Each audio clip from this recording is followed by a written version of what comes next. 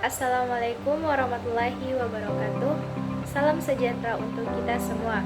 Perkenalkan, nama saya Alfia Putri Rehana dengan NIM 2303065000021 dari Fakultas Ilmu Keolahragaan dan Kesehatan jurusan Fisioterapi Universitas Negeri Makassar.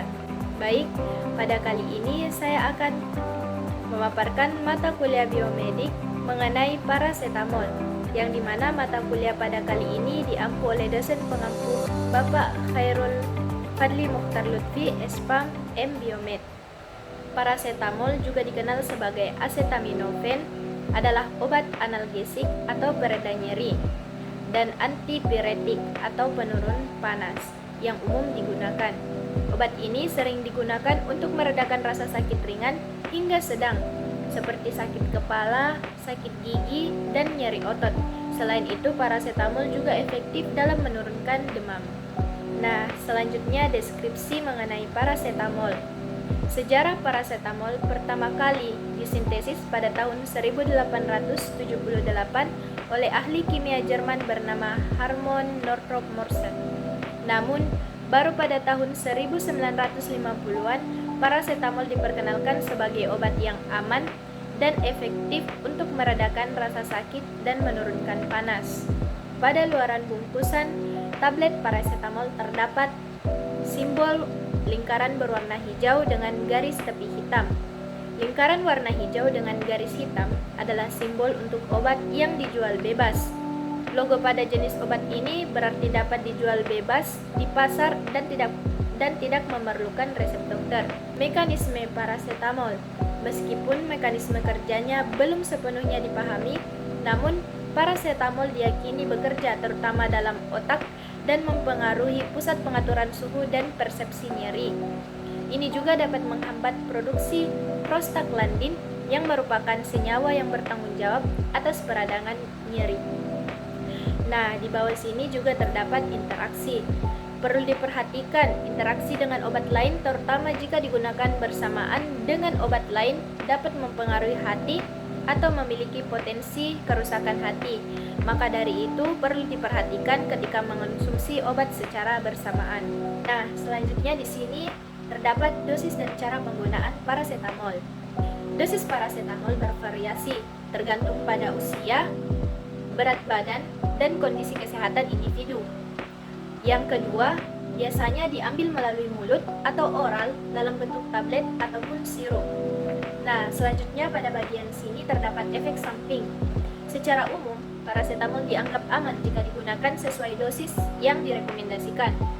Beberapa efek samping yang mungkin termasuk reaksi, alergi, mual, muntah, dan jarang terjadi kerusakan hati jika dosis yang sangat tinggi apabila parasetamol dikonsumsi. Nah, poin selanjutnya yaitu indikasi penggunaan parasetamol. Terdapat 4 indikasi penggunaan parasetamol. Yang pertama yaitu nyeri ringan hingga sedang. Parasetamol efektif dalam mengatasi berbagai jenis nyeri, termasuk sakit kepala, nyeri otot, nyeri gigi, dan nyeri menstruasi. Indikasi yang kedua yaitu parasetamol digunakan sebagai antipiretik untuk menurunkan demam yang disebabkan oleh berbagai kondisi seperti infeksi, pilek, maupun flu. Selanjutnya, indikasi yang ketiga yaitu setelah vaksinasi. Beberapa kali parasetamol direkomendasikan untuk meredakan nyeri atau demam setelah pemberian vaksinasi tertentu. Indikasi yang keempat yaitu nyeri akibat prosedur medis ringan. Setelah prosedur medis ringan seperti pencabutan gigi atau pembiusan lokal, parasetamol dapat diresepkan untuk meredakan nyeri. Selanjutnya terdapat kontradiksi atau peringatan. Perlu diketahui bahwa parasetamol sebaiknya dihindari oleh orang yang memiliki alergi pada obat ini, dan juga dosis yang tinggi atau penggunaan jangka panjang dapat berisiko merusak hati. Nah, di slide selanjutnya yaitu poin farmakonetik parasetamol. Farmakonetik terdapat 4 bagian. Yang pertama pada bagian penyerapan. Parasetamol cepat diserap dari saluran pencernaan setelah konsumsi oral. Yang kedua yaitu distribusi. Obat ini tersebar di seluruh tubuh dan dapat menembus sawar darah otak. Yang ketiga yaitu metabolisme. Sebagian besar parasetamol diubah menjadi senyawa yang tidak aktif oleh hati. Dan yang keempat yang terakhir yaitu eliminasi. Sebagian besar parasetamol diekskresikan melalui urin dalam bentuk metabolit yang tidak aktif. Nah, berikut ini adalah farmakodinamik parasetamol. Pada farmakodinamik parasetamol saya mengambil 3 contoh. Yang pertama yaitu penghambatan enzim COX atau sosiloksigenase. Parasetamol diketahui memiliki kemampuan untuk menghambat enzim COX, tetapi mekanisme ini berbeda dari obat antiinflamasi non-steroid seperti aspirin. Parasetamol secara spesifik menghambat COX di dalam sistem saraf pusat atau pada otak, sementara OAINS umumnya menghambat COX di tempat lain di tubuh yang menyebabkan efek antiinflamasi. Yang kedua yaitu penggunaan produksi prostaglandin. COX berperan dalam pembentukan prostaglandin yang bertanggung jawab atas rasa sakit, peradangan, dan peningkatan suhu tubuh dengan menghambat COX. Parasetamol dapat mengurangi produksi prostaglandin dan akibatnya meredakan nyeri dan menurunkan demam. Yang ketiga, pengaruh terhadap sistem saraf pusat.